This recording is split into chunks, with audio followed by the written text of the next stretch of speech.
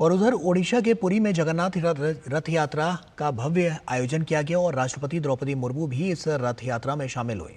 उन्होंने विश्व प्रसिद्ध रथ यात्रा के अवसर पर तीनों रथों की परिक्रमा की और देवताओं के सामने माथा टेका। आइए देखते हैं ओपी यादव की ये खास रिपोर्ट। भगवान जगन्नाथ की वार्षिक रथ यात्रा पर ओडिशा के पुरी में जनसैलाब उमड़ पड़ा। देश भर से लाखों श्रद्धालु पुरी पहुंचे हैं और भगवान जगन्नाथ, देवी सुभद्रा और भगवान बलभद्र की रथ यात्रा के उत्सव में शामिल हो रहे हैं। रविवार दोपहर को हजारों लोगों ने पुरी के 12वीं सदी के जगन्नाथ मंदिर से विशाल रथों को खींचकर करीब 2.5 किलोमीटर दूर गुंशिया मंदिर की ओर बढ़ाया। इस अवसर पर राष्ट्रपति द्रौपदी मुर्मू ने तीनों रथों की परिक्रमा की और देवताओं के सामने माथा टेका।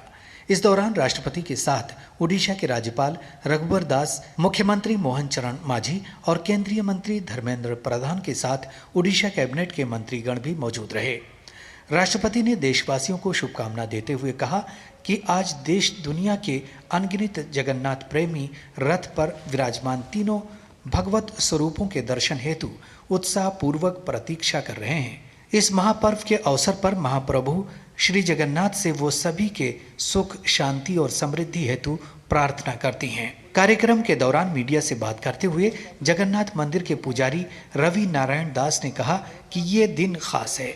ऐसे में देश के राष्ट्रपति के आगमन से इस रथ यात्रा उत्सव की शोभा में 4 चांद लगे हैं। तो लाखों आदमी आते हैं दर्शन करने के लिए। उनका भाव, उनका विरोध जो है वो भगवान उनको आशीर्वाद देते हैं और नया सरकार है, जगन्नाथ जी उनका आशीर्वाद देते हैं, अभी भी देंगे। मंदिर प्रशासन से जुड़े पुजारी मधुसूदन दास ने कहा कि इस बार आयोजन 2 दिनों तक चलेगा। ऐसा 1971 के बाद पहली बार हो रहा है, इसलिए भक्तों में रथ यात्रा को लेकर खासा उत्साह है।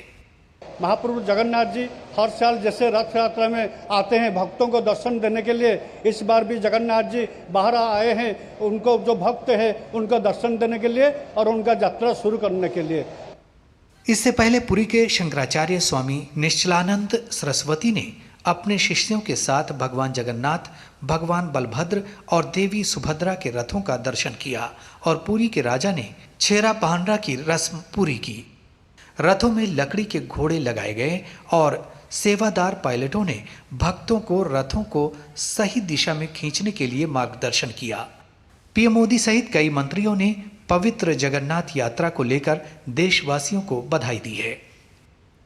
हिंदू पंचांग के अनुसार आषाढ़ माह की शुक्ल पक्ष की द्वितीय तिथि को यह यात्रा शुरू होती है और 10वीं को समाप्त होती है।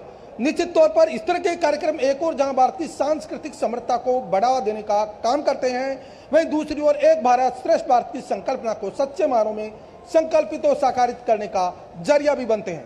मेरे सहयोगी कैमरामैन भीम सिंह और जगमोहन के साथ में OP Yadav, DD news, Puri, Odisha.